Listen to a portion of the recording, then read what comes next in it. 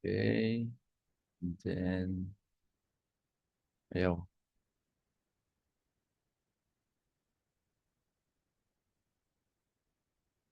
Bakit tayo? Saglit.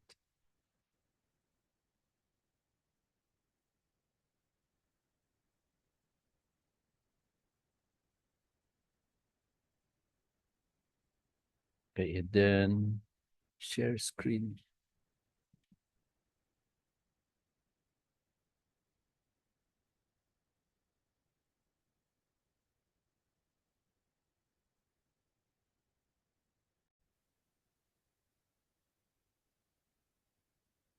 Natin to.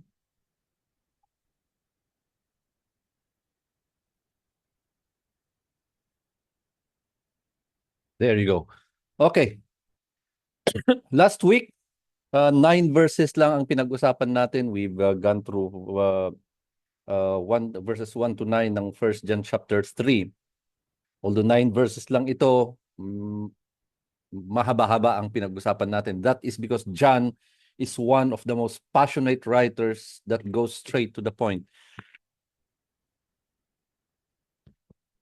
Kasi yung passion and belief niya, yung pagmamahal niya kay Jesus Christ is shown in all of his writings. Kapag titingnan natin. So his book, sorry, saglit na. Pag nakikita kasi natin, since I repeat, his passion and his love for Christ is shown in all of his writings. So this makes for a very good study on what love is in accordance to our Maker. It makes for a good study on what it takes to become a child of God and on what it takes to be a disciple of Christ. Now, chapter 3 began with a continuation of John's discussion sa chapter 1, which is entitled Children of God. Ngayon, ang emphasis dito, para makikita ko kayong lahat. Yun. Okay, so yung emphasis dito sa pinag-usapan na to is on the blessed hope for the children of God. Na dapat they should manifest in themselves the righteousness of Christ by purifying themselves as they await for His return. Habang hinihintay ng mga anak ng Panginoon yung pagdating, yung muling pagdating, pagbabalik ni Jesus Christ is dapat they would work hard in purifying themselves into righteousness. Sa next section, which is verses 4 to 9, John correlated sin and being a child of God. Here, John was blunt, saying that sin and righteousness cannot exist together. That those believers who still manifest the nature of the devil are still of the devil. Dito rin, ibinanata na naman ni John yung mga belief system ng mga Gnostics. Remember our introduction. The belief system that states that the human body, itong katawan natin, is evil while the spirit is holy. Parang ang ginawa nila, ihiniwalay nila yung katawan at kaluluwa, such that the body, being evil, is left to do whatever he wants to do. Because the spirit is already pure. Basically, they're just making that a reason for them to do whatever they want. Specifically, what is prevalent back then, it was sexual immorality.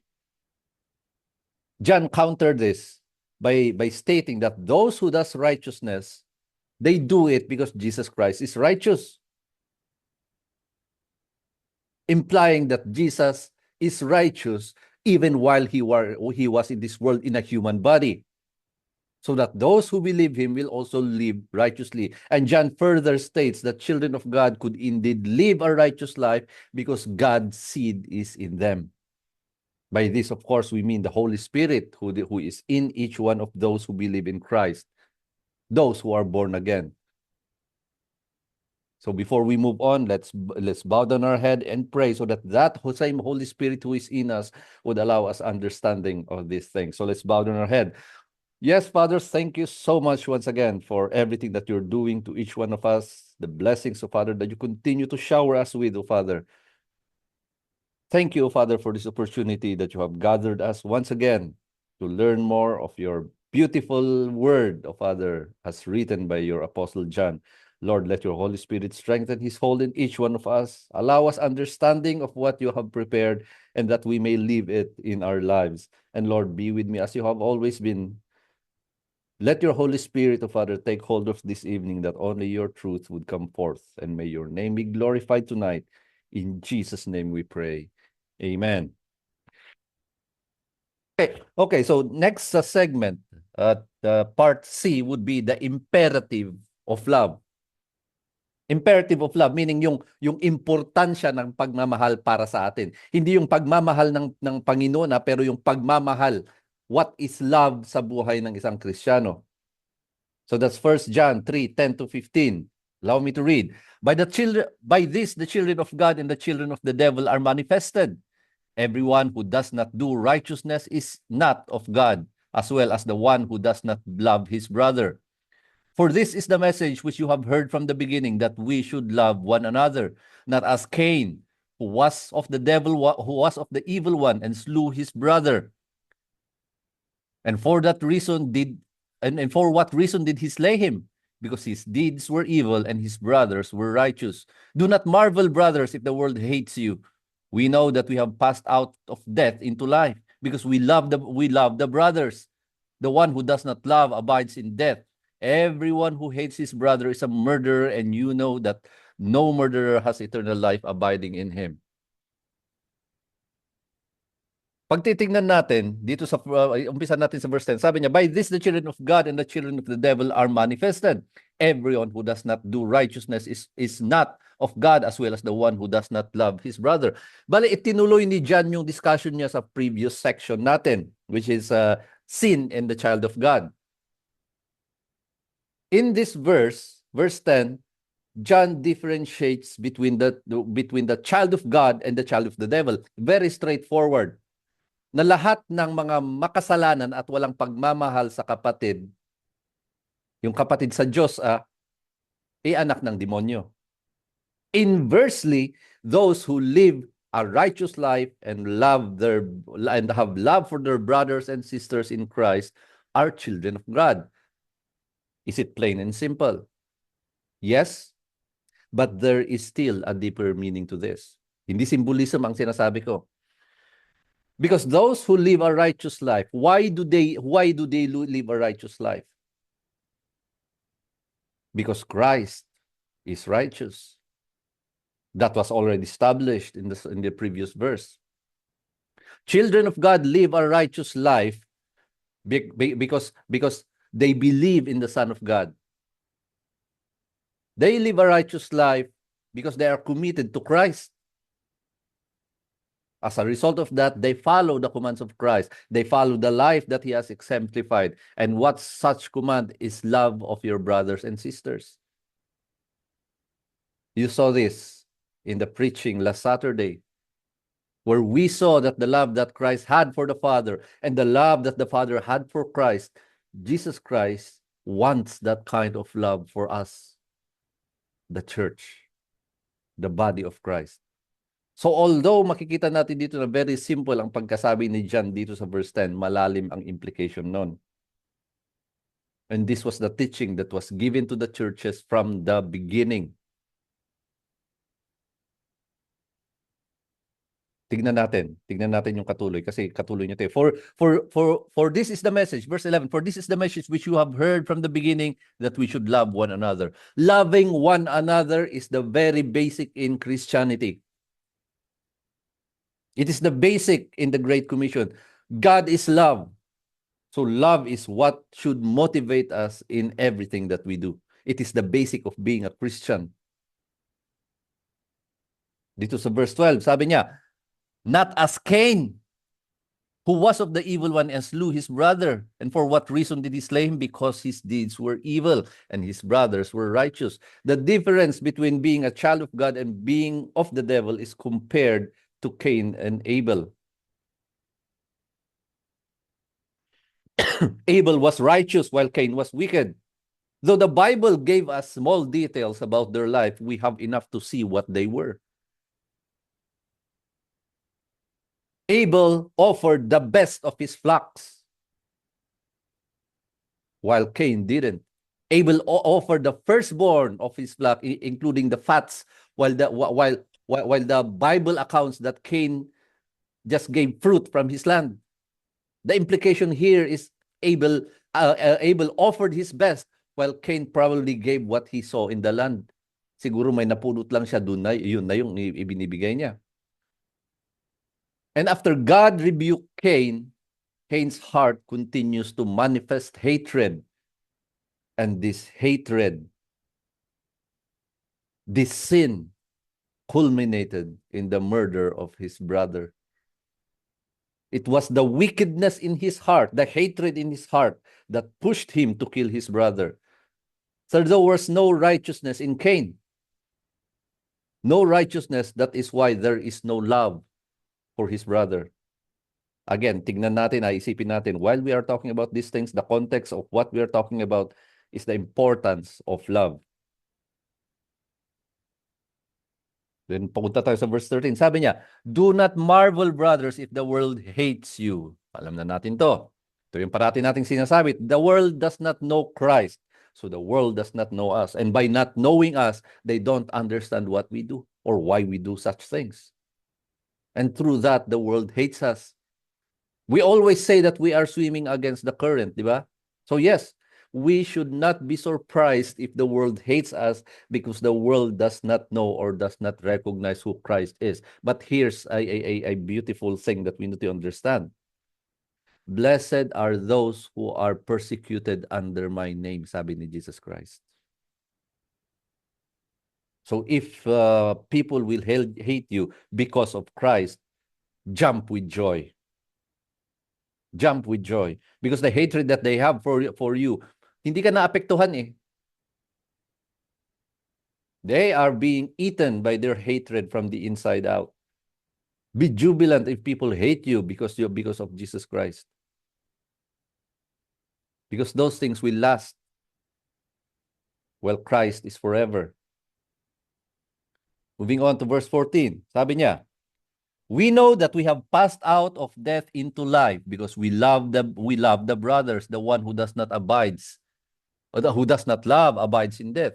Ang sinasabi dito is there was a past event that continued to the present. Para bang yung sinasabi ng past, yung sinasabi yung phrase na we have passed.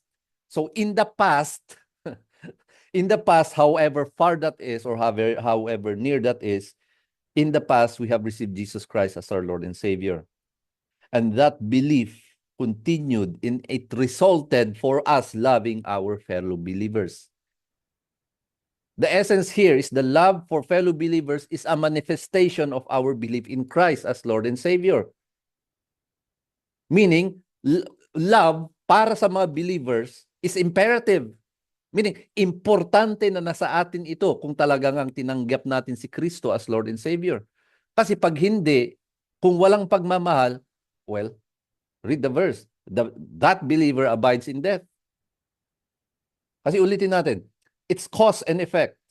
Because of our belief in Christ, we learn to love our brothers. Kung wala yung pagmamahal na nagmanifest, then we really didn't believe in Christ in the first place. So, pag walang pagmamahal, that believer abides in death, meaning he has not passed over from death into life. Kasi nga, kung nag-pass nga siya from death to life, dapat kasama nun yung pagmamahal sa mga kapatid kay Kristo. Take note yung mga pinag-usapan dito is inside the church. Yung brothers and sisters na sinasabi is inside the church. Moving on, so verse 15. Sabi niya, everyone who hates his brother is a murderer, and you know that no murderer has eternal life abiding in him. Hate is what was in the heart of Cain. That's why he murdered his brother. This is the logic that John was continuing on. That a murderer, or even, sige, labas tayo sa metaphor na ginagamit niya. Let's go straight with it. Those who have wickedness in their hearts, those who have hate in their hearts, will not have eternal life with Christ.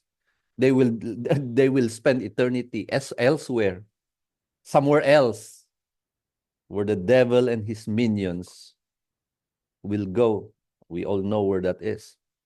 Kasi kung merong hatred sa puso natin, kaya nga sabi niya nga, forgive. Kung may hatred kasi sa puso natin, then how could we say that Jesus Christ is Lord of our hearts? Jesus Christ cannot coexist with any sinful thing. Hate is sin. So kung mayroon pa ring galit sa puso natin, I don't think Jesus Christ is in your heart. While you can, pwede naman na huwag kayong maniwala sa sinasabi ko. But would you want to take that risk? So yeah, that was section C. Now we move on. Yung next na section is section D, the outworking of love. That verses 16 and to 23. Now, anong sinasabi nito? The outworking of love. Ang ibig sabihin nito, the results of having love in the heart.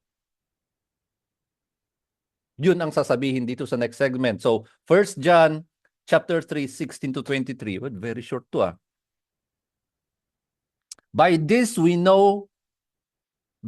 have known love, that he laid down his life for us, and we ought to lay down our lives for the brothers. But whoever has the world's goods and sees his brother in need and closes his heart against him, how does the love of God abide in him? Little children, let us not love with word or with tongue, but in deed and in truth. And by this we will know that we are of the truth, and will assume our heart before him. In whatever our heart condemns us, for God is greater than our hearts and knows all things. Beloved, if our heart does not condemn us, we have confidence before God. And whatever we ask, we receive from him, because we keep his commandments and do the things that are pleasing in his sight. And this is his commandment, that we believe in the name of his Son, Jesus Christ, and love one another just as he gave a commandment to us.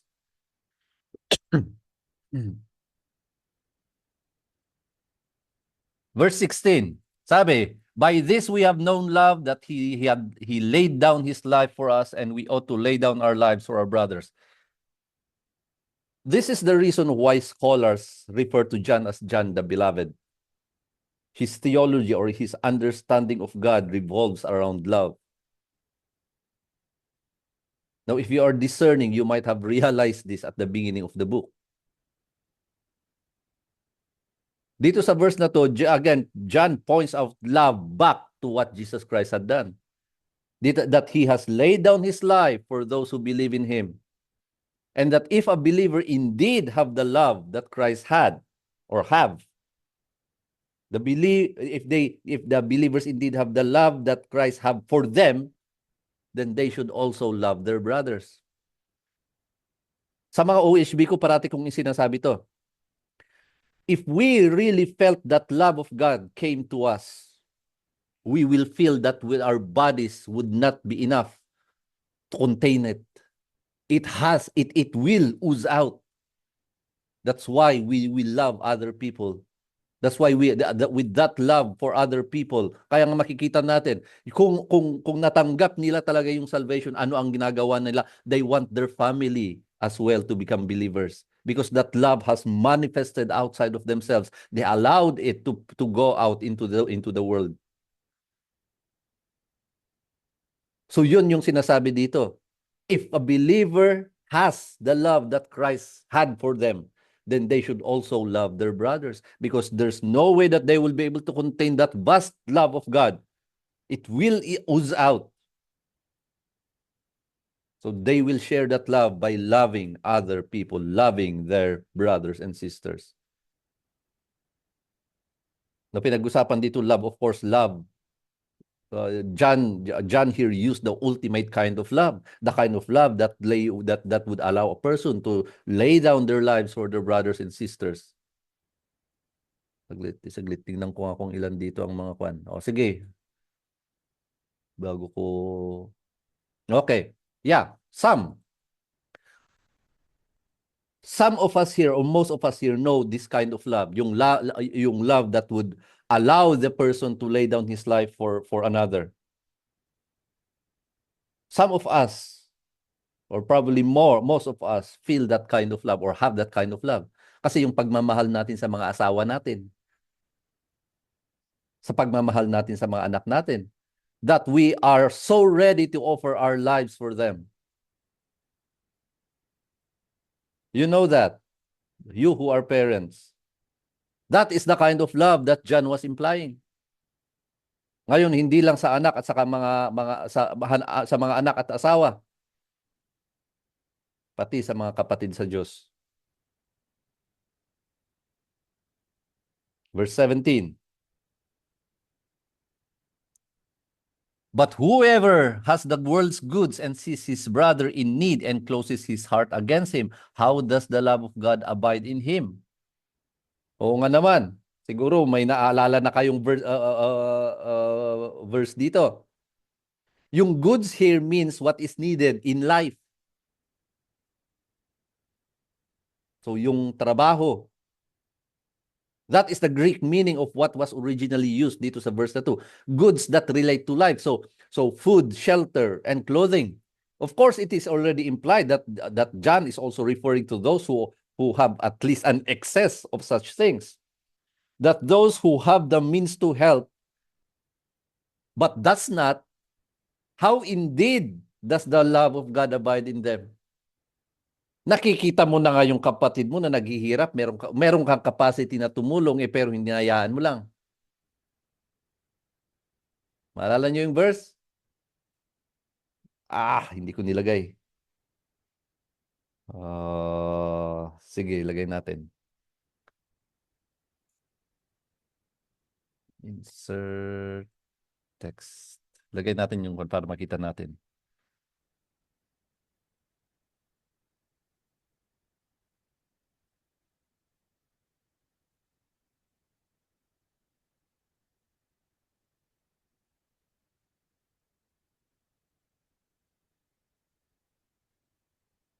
James 2:15-16. If a brother or a sister is without clothing and in need of daily food, and one of you says to them, go in peace, be warm and be filled, and yet you do not give them what is necessary for their body, what use is that? Oo nga naman. May namamalimos tayo, pumuntaw namamalimos, humingi ng pagkain niya ng pandesal. God bless you. What need is that? Believing in Christ with no love in the heart is similar to faith without works. What did James say about faith without works? It is like a body without a spirit, dead. Meaning faith without works is as good as no faith at all. Similarly, believing in Christ without love in the heart is as good as not believing at all.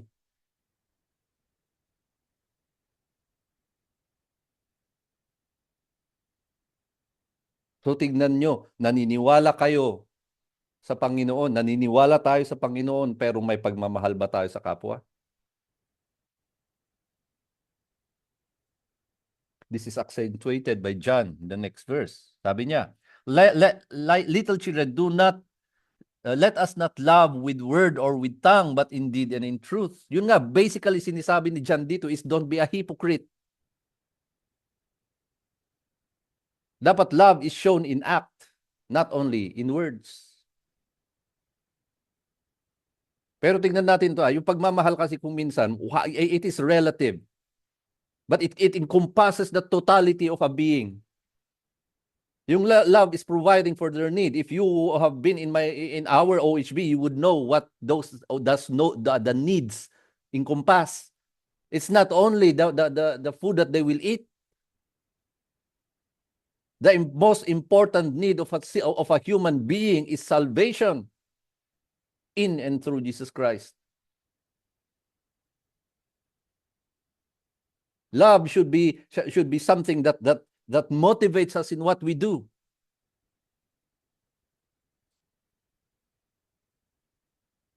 Why do I preach like this? Bakit harsh ako? Because I love each one of you.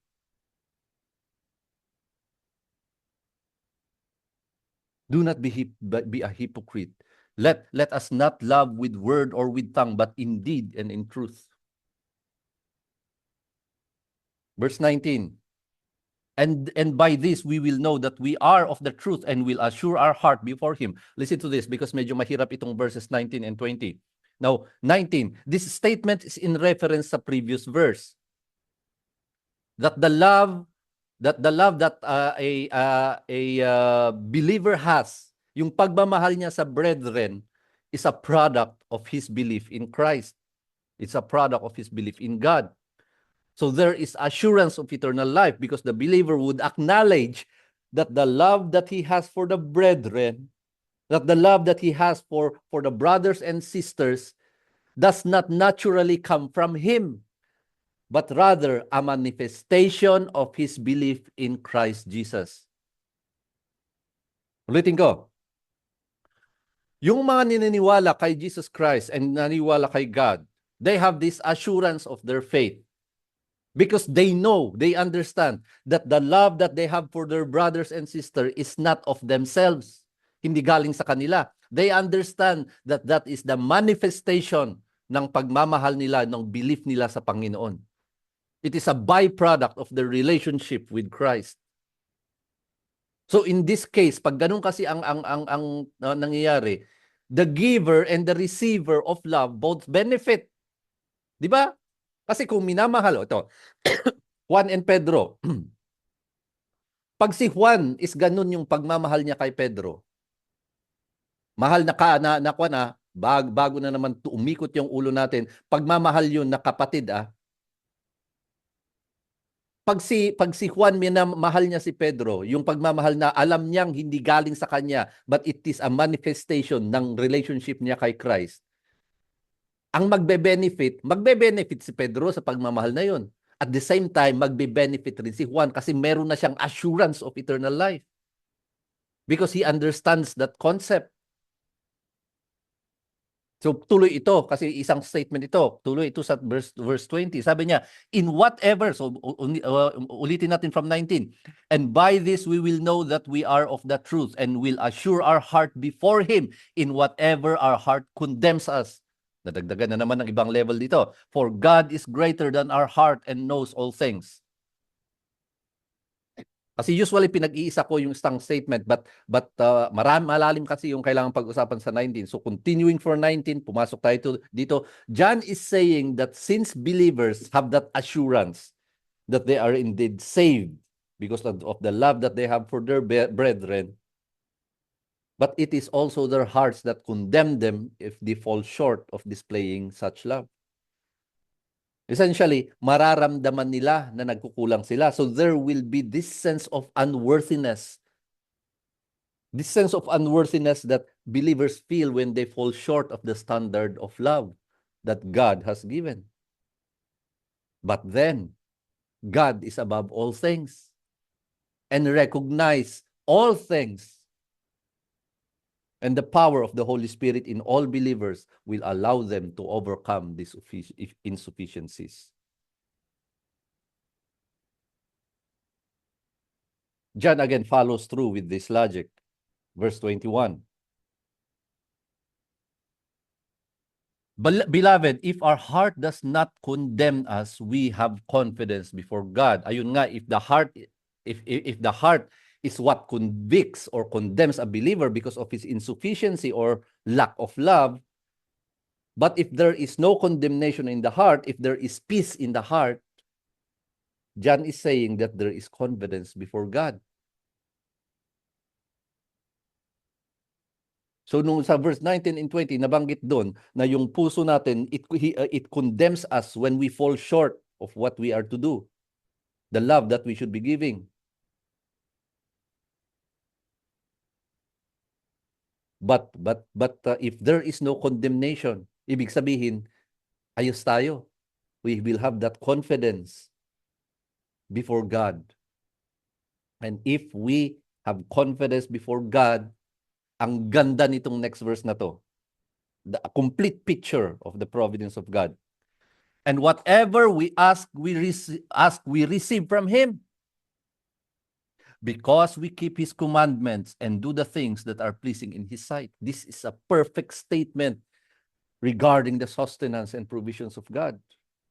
Hindi pwedeng ma-misinterpret ito kung ito lang ang gagamitin natin. Kahit nga kahit na ito nga lang verse na to kayang-kaya, it could stand on its own.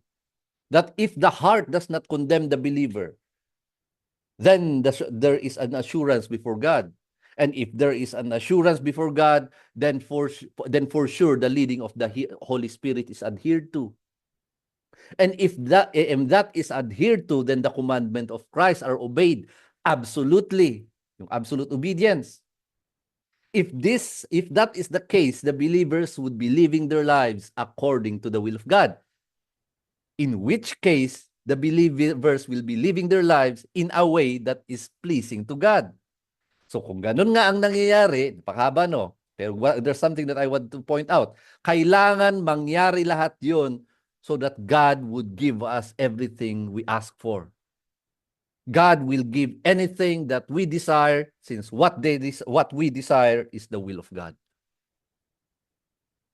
So if you're going to get a verse depicting the providence of God, balikan nyo to. 1 John 3:22. 21 and 22 para naman hindi hanging. Matatanggap kahit na anuman ang hilingin mo dahil lahat ng commandment niya isinusunod mo at lahat ng ginagawa mo ay nakakatuwa sa mata ng Panginoon. Ewan ko pag hindi pa na natin naintindihan yon.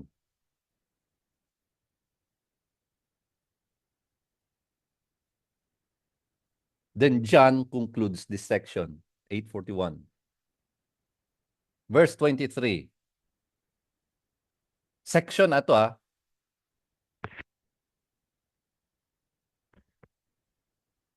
Sabi niya, and this is His commandment, that we believe in the name of His Son Jesus Christ and love one another just as He gave a commandment to us. Bale, ang ginagawa ni John dito, he reissued the commandment that was given to them from the beginning. That the believers, well, as their name implies, they should believe in the Lord Jesus Christ. Believe that He is the Son of God, then they should love one another. That is in the context of the church as well. From this, John starts another section. The spirit of truth and the spirit of error. And in our rendering of the Bible, when I say rendering of the Bible, yung mga verses and then the chapters na nilagay natin, the start of another area of discussion of John starts in the last verse of chapter 3. So nakikita nyo, mag-uumpisa yung discussion niya na spirit of truth and spirit of error. Verse 24 lang. So we read, and the one who keeps His commandments abide in Him and He in him. We know by this that He abides in us by the Spirit whom He gave us. Amen. Here, John starts his narrative, differentiating between the spirit of truth and the spirit of error. Hindi ko na sana gagalawin ito para sana diretsyon na next week dahil nag-iisang verse lang, but I don't want to ruin yung tradition natin that we have set. That we always finish a chapter before moving on to the next. So here is the last verse of chapter 3 and the first verse of a new narrative. Anyway, parang conclusion din ito And it is a very good conclusion for those who have heard it first, and of course for us. Basahin ko ulit. And the one who keeps His commandments abides in Him, and He in him. We know this. We know by this that He abides in us by the Spirit whom He gave us. Ang sarap pakinggan. Meaning those who believe in Christ and keeps His commands, these are the believers who abide in Christ. And if believers abide in Christ, then Christ abides in them. The believers have that assurance in them. And this assurance is the seal of their salvation. And this is, of course, the presence of the Holy Spirit in them. The Holy Spirit whom God gave through Jesus Christ. And this is in all believers, including us, of course. So, hallelujah! Ang gandang conclusion. But it is a start of the next narrative that we will be digging through next week. So that is chapter 3. Now we will forego yung reflections natin dahil ilalagay natin sa bandang huli. So pag titignan natin, no, I think it is safe to say that love is the overarching theme of the Holy Bible. That is, if we read the Bible with the intent to understand. If we read the Bible from cover to cover with the intent to understand, then we would see the love of God at full swing. Because God, that is not far from the truth. That is bullseye to the truth, because God is love. And the Holy Bible is His Word. It is from the love of God that man was created.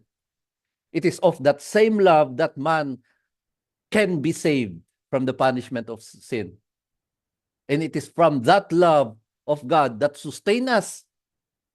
It is from that love of God that will bring us home to heaven, where our citizenship is. So you see, love is the overarching theme of the Bible. Love is the story of the Bible. Love encompasses the gospel of Christ. So you see how important it is that we should love one another.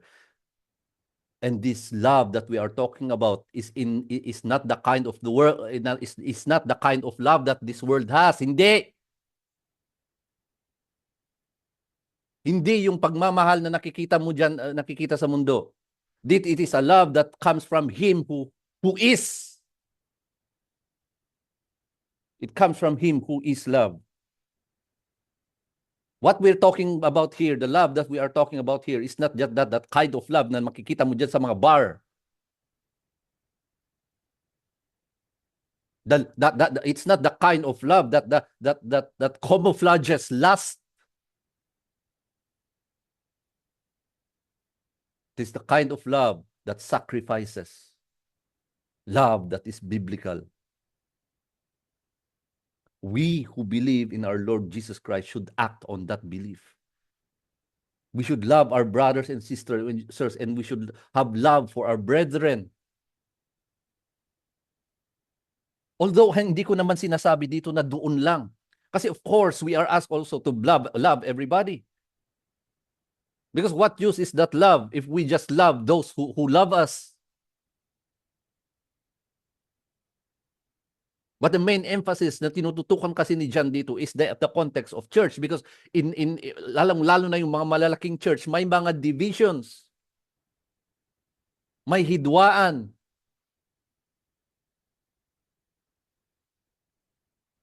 We should have that kind of love that Jesus Christ Himself prayed for us to have. The kind of love that the Father has for His Son. The same love that Jesus Christ the Son has for God the Father. Because if that kind of love is not in us, then we are not of God. Kung wala yung ganun na pagmamahal natin sa mga kapatid natin,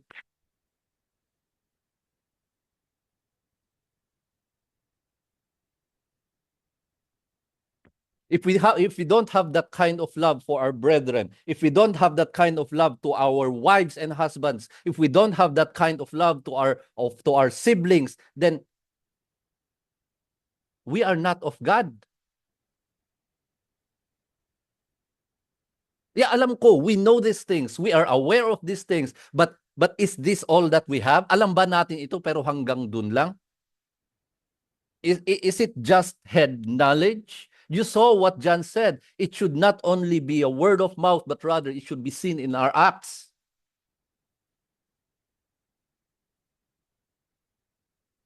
We have the heart that condemns us if we are insufficient.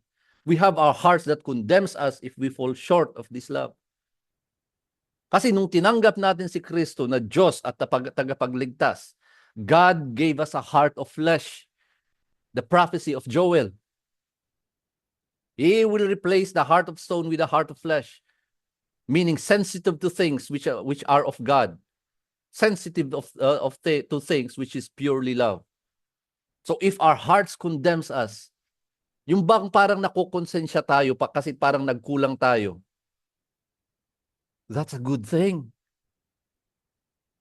Our hearts condemns us, but it is a good thing. Kasi ibig sabihin nun, our hearts have indeed been replaced from a stone or a heart of stone into a heart of flesh. Kung napapatamaan tayo sa puso natin, kung kinokonsensya tayo ng puso natin, matuwa ka kasi napalitan na, hindi na pusong bato. We should be excited then when our hearts condemns us. We should be excited then when the Holy Spirit convicts us. Why? Because we have a chance to improve. We have a chance to be made into the image of Christ. At hindi lang nagtatapos dito. You will see how much favor we have. Favor that we should always be joyful and thankful for. Kasi nakita natin dito sa study natin na to. Yes, we are aware that our hearts may condemn us when we are insufficient. But at times, it even convicts us, it even condemns us when we have given everything we can. But that's how it should be. Kasi the more that we draw ourselves closer to Christ, the more that we know Christ, the more that we will see our own sinfulness. The more that we will see that we are sinners. Kasi pag ganun ang nangyari, we will see what we really are in light of who Christ is. So parang parati na lang na parang you feel insufficient, parati na lang na parang nagkukulang ka that parang ayaw mong ipakita yung mukha mo sa Panginoon. That's good because you have seen God. You have seen yourself in light of a holy God.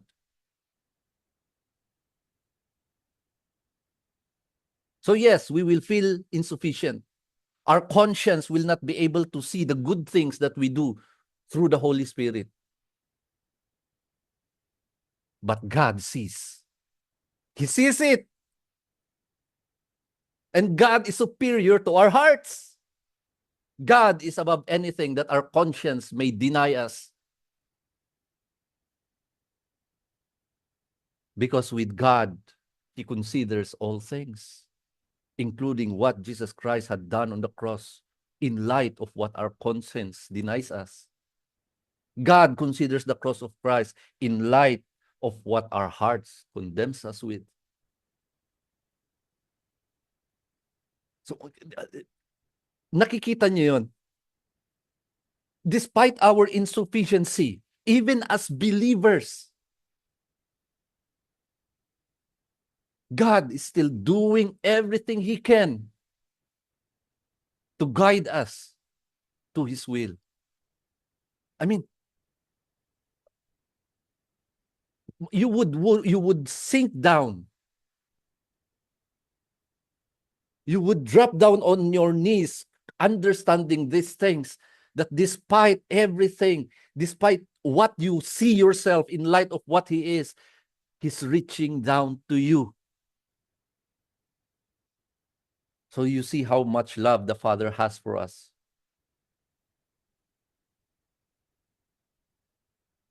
So when we say that He is worthy of everything we could give Him, when we say that He is worthy of all praise, we certainly mean it.